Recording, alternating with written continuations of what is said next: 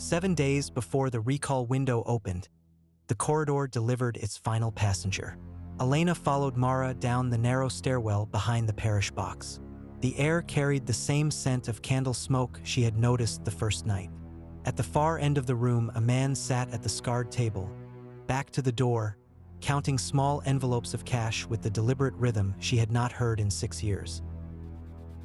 He was thinner, the shoulders sharper, the hair cut close and gray at the temples.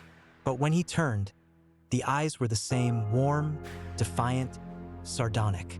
Jonah Vale looked at his sister as though the lattice had never tried to bury him. "Took you long enough, little sister. I was starting to think the engine had finally taught you patience." Elena remained in the doorway. Her hand stayed on the frame, the way one steadies against a sudden drop. The record said crushed windpipe, 3:47 on the 14th. 3 witness statements, medical examiner seal. I reopened the file. The timestamps were choreography.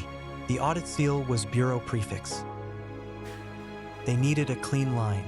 A living organizer was harder to narrate than a corpse. So they wrote one. The Refuge Network handled the rest by keeping me off the ledger. He pushed a chair out with his foot.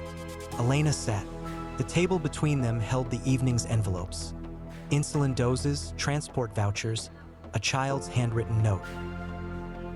We move what the lattice calls statistically irrelevant. Insulin for kids whose parents disappeared in the last public order sweep. Women who can't survive the review that comes with a sovereign health account. Labor deserters who understood what fusion really meant.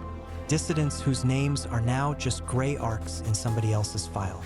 And the children, the ones born after their parents were declared administratively dead. We move them because the only way they stay alive is by staying illegible.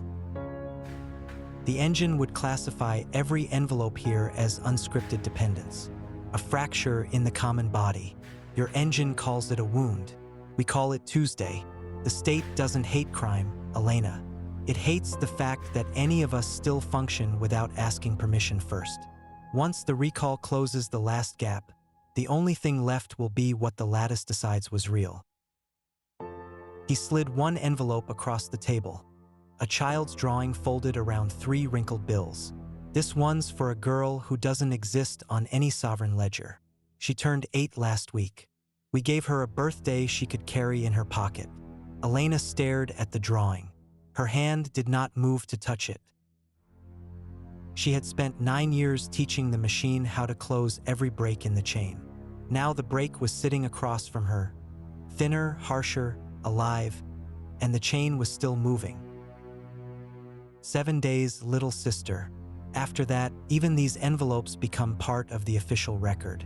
Then the only question left is whether you help close the line or break it. Elena looked at her brother, the man the Bureau had declared dead because living ambiguity was less manageable than a sealed file. The recall window was about to open, and for the first time Elena understood that the lattice was not simply recording the end of cash. It was preparing to record the end of anyone who still refused to become data.